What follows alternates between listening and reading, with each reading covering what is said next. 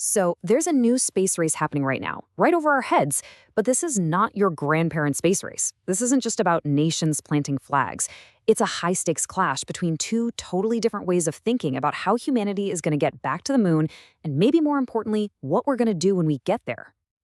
And really, it all comes down to this one big question you've probably seen argued about online. Who's going to get humans back on the lunar surface first? Is it going to be NASA, the veteran player who's now leaning on some really innovative commercial partners? Or will it be China's National Space Administration, the methodical, quiet challenger? But here's the thing, this is so much more than just a finish line. It's really about the how and the why. The strategies, the technologies, the philosophies being hammered out today are going to set the rules for space exploration, for using resources, and for our entire future off this planet for decades to come.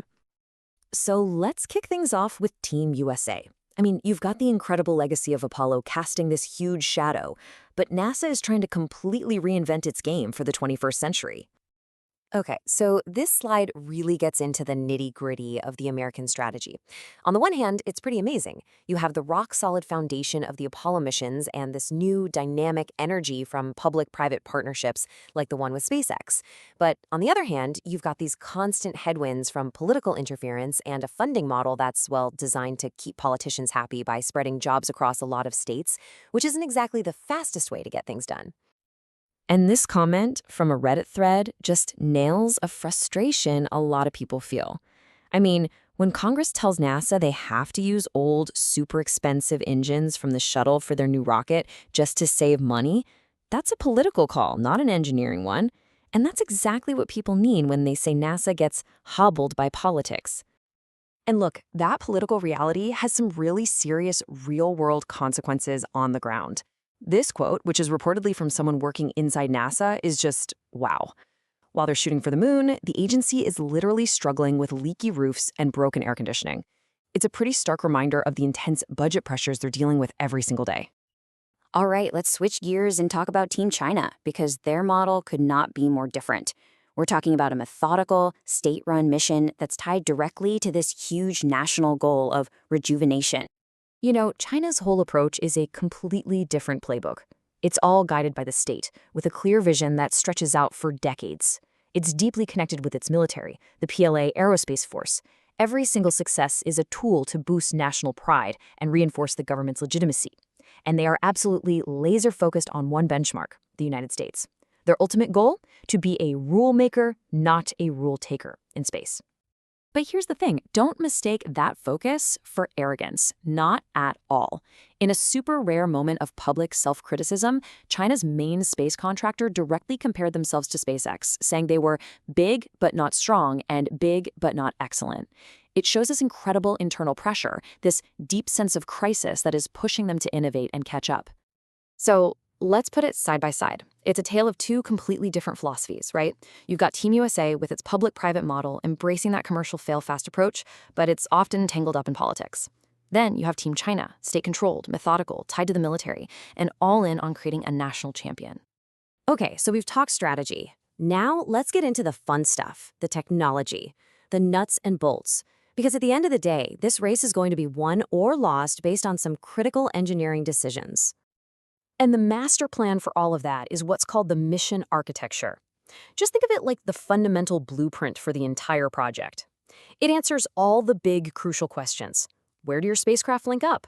What rockets are you going to use? And the big one, how much does the whole shebang weigh?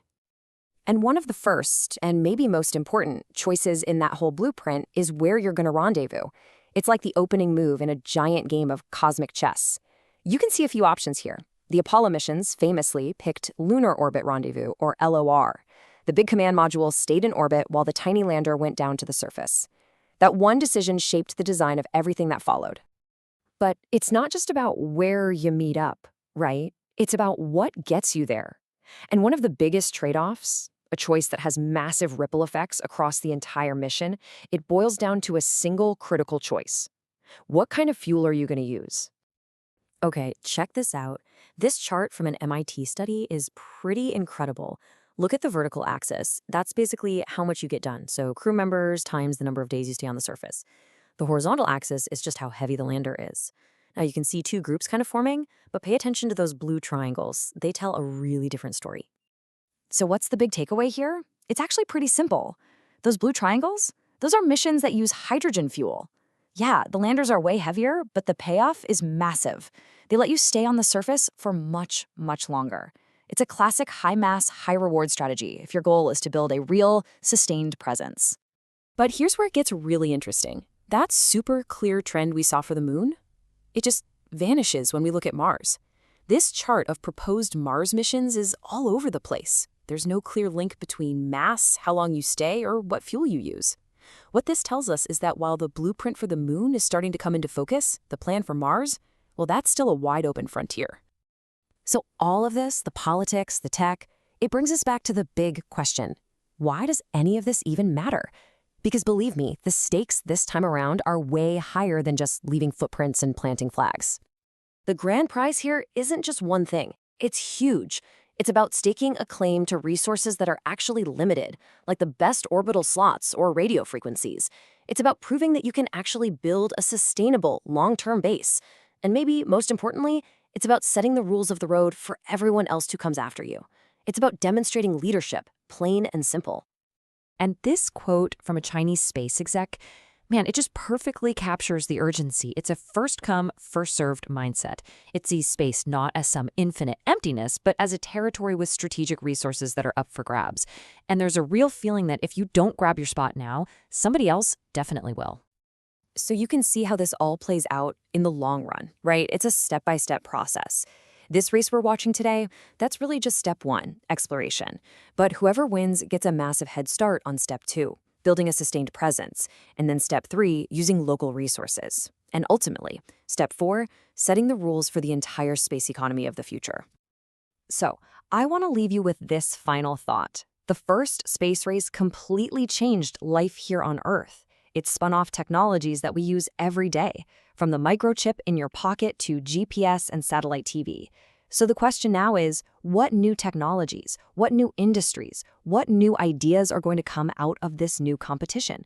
What will this race give us?